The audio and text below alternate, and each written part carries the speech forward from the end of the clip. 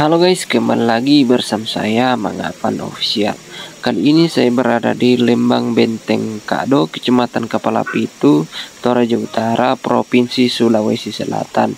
Di mana hari ini saya menghadiri kegiatan Mbak Nene yang akan berlangsung dari tanggal 5 Agustus sampai 10 Agustus 2024. Di hari pertama ini dilakukan pembukaan liang atau patane, kemudian dilakukan pembersihan di sekitar patane.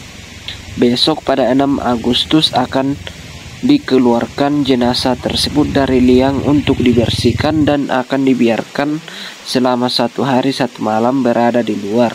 Dan pada tanggal 10 nantinya akan dikembalikan masuk ke dalam liang atau patane dan akan ditutup dengan acara ibadah syukuran sekaligus mas sembah oleh pemuda di Benteng Kado, Kecamatan Kepala Pitu, Toraja Utara. Oke, mari saksikan videonya. Jangan lupa like, share, dan subscribe.